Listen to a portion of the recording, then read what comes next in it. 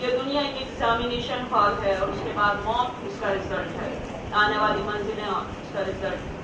آ جائیے ہم قرآن مجید کے حوالے سے آپ کو بتائیں کہ قرآن مجید کیا ہے، کہ وَمَا حیات الدنیا فی الآخرۃ، کہ یہ دنیا جو حکمت کا گھر ہے، الا لعب و لہو، یہ سوائے کھیل کود کے تماشے کے کچھ بھی نہیں ہے۔ وَمَا الْحَیَاةُ الدُّنْیَا إِلَّا لَعِبٌ وَلَہْوٌ، کہ یہ دنیا جو ہے وہ سوائے کھیل کود کے کچھ بھی نہیں ہے۔ اور اس کے بعد قرآن مجید آگے ارشاد فرما رہا ہے کہ حیات کا آخرت کا گھر، حکمت کا گھر بے شک مومنین کے لیے سب سے بہتر ہے۔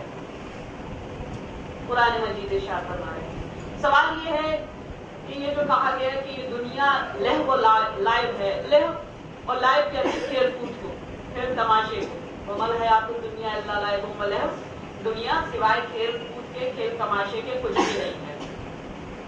سوال یہ ہے کہ کھیل کود کہتے کسے؟ کھیل کود ہوتا کہاں ہے؟ تو کھیل کود اسٹیج پہ ہوتا ہے۔ قرآن مجید کی بلاغت آپ دیکھیے، قرآن مجید کہہ رہا ہے کہ یہ اسٹیج ہے، یہ دنیا۔ اگر ہم اسے ماڈرن ٹرمولوجی میں اگر اسے ٹرانسلیٹ کریں تو اس کا مطلب یہ نکلتا ہے کہ دنیا ایک اسٹیج ہے۔ اس آیت کو اگر ماڈرن ٹرمولوجی میں ہم اسے ٹرانسلیٹ کریں تو اس کا مطلب یہ نکلتا ہے کہ قرآن مجید کہہ رہے ہیں کہ دنیا ایک اسٹیج ہے۔ اور سمجھ میں آتا ہے یہ اسٹیج پہ کیا ہوتا ہے؟ اسٹیج پہ یہ ہوتا ہے کہ سب آتے ہیں، اپنا کھیل تماشا، اپنا اپنا کردار، اپنا اپنا رول ادا کرتے ہیں اور چلے جاتے ہیں۔ یہی ہوتا ہے نا، کسی کا رول بہت بڑا ہوتا ہے، کسی کا رول بہت چھوٹا ہوتا ہے۔ کوئی بادشاہ کا رول ادا کرتا ہے اسٹیج پہ آ کے، جو اسٹیج ہے اسکولس میں، کالجز میں پروگرام ہوتے ہیں، سب جانتے ہیں، سب واقف ہیں، کوئی ایسا نہیں کہ کوئی انڈور ہے جانتا نہیں ہے۔ تو کیا ہوتا ہے کہ سب اپنا اپنا رول ادا کرتے ہیں، کوئی بادشاہ کا رول ادا کرتا ہے، کوئی وزیر کا رول ادا کرتا ہے، کوئی منسٹر کا رول ادا کرتا ہے، کوئی اس کے نوکر کا رول ادا کرتا ہے۔ اچھا، جب ایک وقت ایسا ہوتا ہے کہ اسٹیج ختم ہو گئی، پردہ گر گیا، اب انعام بانٹنے کی باری آئی، ایوارڈ دیے جانے لگے۔ ایوارڈ کس کو دیا جاتا ہے؟ کیا ان لوگوں کو جنہوں نے بادشاہ کا رول کیا؟ کیا ان لوگوں کو جنہوں نے وزیر کا رول کیا؟ کیا ان لوگوں کو کہ جنہوں نے بہت بڑے آدمیوں کا رول کیا؟ نہیں، انہیں نہیں دیا جاتا۔ انعام میں جب دیتے وقت یہ دیکھا جاتا ہے کہ رول کس نے اچھا اپنا کیا۔ اگر بادشاہ بھی ہے اور اس نے اپنا رول اچھا نہیں کیا تو بادشاہ کو انعام نہیں دیا جائے گا کہ تمہارا رول بڑا تھا اس لیے تمہیں انعام دیا جا رہا ہے۔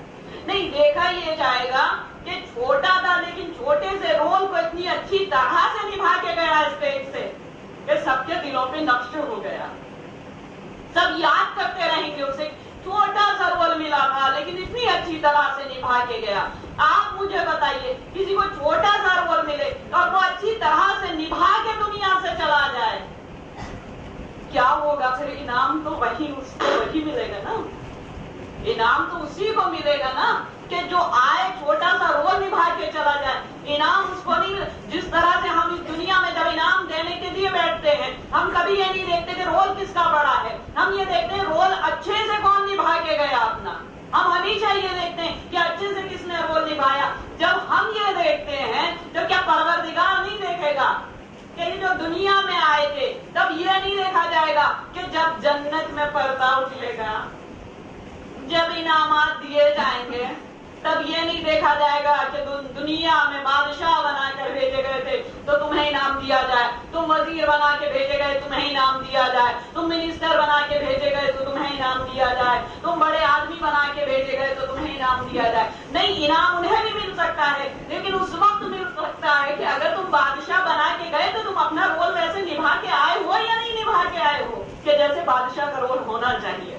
ورنہ اگر تم نے اپنا رول ویسے نہیں نبھایا، تم انعام کے قابل نہیں ہو۔ انعام کے قابل تو وہ چھوٹا سا آدمی ہے جس کی کوئی حیثیت دنیا میں نہیں تھی، کوئی اسٹیٹس اس کا دنیا میں نہیں تھا، مگر جب دنیا میں گیا تو وہاں اپنے کردار کو، اپنے چھوٹے سے رول کو اتنی اچھی طرح نبھا کے آیا کہ وہی قابل انعام ہے۔ ایک صلوات بھیجے محمد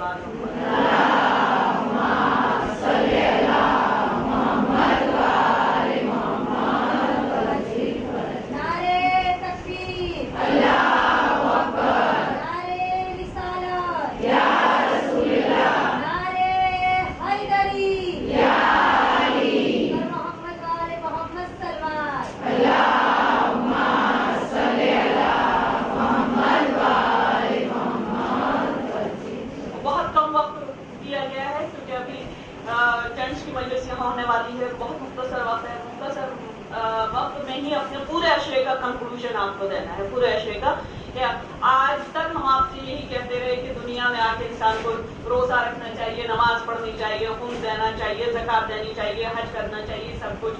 آج صرف اس کا کنکلوژن کہ نہ کرنے کی صورت میں کیا نقصانات ہیں، کرنے کی صورت میں اس کا کیا فائدہ. آج ساری چیزوں کا بالکل تھوڑے سے وقت میں یہ آپ کو کنکلوژن دینا ہے، کیونکہ آج ہمارا فضائل کی آخری بیان ہے. تو کہا گیا کہ یہ دنیا جو ہے وہ لہو لاک ہے، ایک اسٹیج ہے، اور اس اسٹیج پر جو جیسا رول کر کے جائے گا اسے ویسا ہی انعام ملے گا. اسے ویسا ہی، جو اچھا رول کر کے جائے گا اسے اچھا انعام ملے گا، جو اچھا رول کر کے نہیں جائے گا تو اس کا کیا. کہا ایک چھوٹے سے گناہ کے لیے اگر گناہ بھی ہو گیا، توبہ بھی نہیں تھی. توبہ کا دروازہ بڑا کرم کا دروازہ ہے، بڑا رحم کا دروازہ ہے، مگر اگر کسی کو احساس گناہ ہو نا تو پھر کیا. اگر کوئی توبہ کرے ہی نہ تو پھر کیا. تو کہا تو پھر یہ ہوگا کہ چھوٹے سے گناہ کے لیے 500 سال کے لیے ایک گھاٹی میں قید کر دیے جاؤ گے، جسے عالم برزخ کہا جاتا ہے. کہا چھوٹے سے گناہ، کیونکہ احساس گناہ نہیں ہے، تم نے چھوٹا سا گناہ کیا، تم تو بڑا بھی گناہ کر سکتے ہو، اور بڑا گناہ کرنے والوں کو بھی کبھی کبھی احساس گناہ نہیں ہوتا ہے. کہا بڑا گناہ بھی کر لو، اگر توبہ کر لو تو اس کی رحمت بہت بڑی ہے، وہ معاف کر دے گا، مگر ریپیٹ نہ کرنا. دوبارہ سے ریپیٹ کرنے کی نیت کر کے توبہ نہ کرنا، ورنہ کوئی فائدہ نہیں توبہ. کہا کہ 500 سال کے لیے ایک گھاٹی میں قید کر دیے جاؤ. 7 گھاٹیاں علامہ دستغیب شیرازی نے لکھی ہیں کہ 7 گھاٹیاں ہیں عالم برزخ میں، جس سے گزرنے کے بعد انسان پل صراط سے گزرے گا. یعنی جب وہ پل صراط پہ پہنچے گا تو ایک گناہ کے لیے اس کو اس گھاٹی میں قید کر دیا جائے گا. اگر ایک گناہ ہو گیا چھوٹا. سب سے پہلا گناہ جو علامہ دستغیب شیرازی کہہ رہے ہیں کہ سب سے پہلا گناہ جو ہے وہ یہ ہے کہ کوئی صلہ رحمی نہ کرے. قطع رحمی. کہاں قطع رحمی کرنا؟ صلہ رحمی کیا ہے؟ اپنے رشتہ داروں سے تعلقات کو برقرار رکھنا، ان کے ساتھ تعلقات رکھنا، یہ صلہ رحمی. اپنے رشتہ داروں سے چھوٹی سی چھوٹی بات کے اوپر تعلقات کو ختم کر دینا، یہ علامہ کہہ رہے ہیں یہ قطع رحمی. ہر حالت میں رشتہ داروں سے تعلقات رکھنے. کہا کہ جانتے ہوئے بھی تم اس بات کو، اگر تم کسی سے قطع تعلق کر دو گے، تعلقات ختم کر دو گے، تو کہا کہ اس کے گناہ میں 500 سال تک کے لیے ایک گھاٹی میں قید کر دیے جاؤ گے. عالم برزخ کی ایک گھاٹی، وہ کتنی تکلیف اور کتنی اذیت کے ساتھ. سوال یہ ہے ہماری سیکوینس میں جب شریعت کی بات آتی ہے تو کیا چیز پہلے آتی ہے؟ بتائیے آپ مجھے کیا چیز پہلے آتی ہے؟ اول نماز، دوسرے روزہ، یہ ہوتا ہے نا. نہیں، جب گناہوں کا معاملہ آتا ہے تو نماز کا معاملہ نہیں. کہا سب سے پہلی ذمہ داری یہ ہے کہ اپنے رشتہ داروں کے ساتھ صلہ رحمی کرو.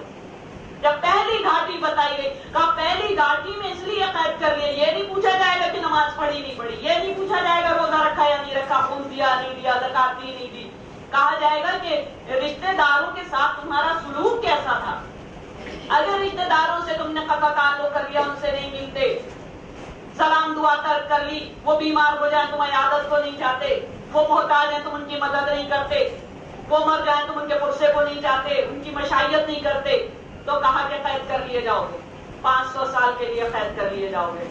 اور ساتھ ہی یہ بھی کہا گیا کہ جو اپنے رشتہ داروں کے حقوق کو ادا کرتا ہے اس کے 2 ثواب بہت بڑے ہیں.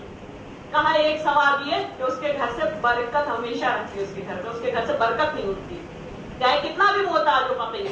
لیکن اگر صلہ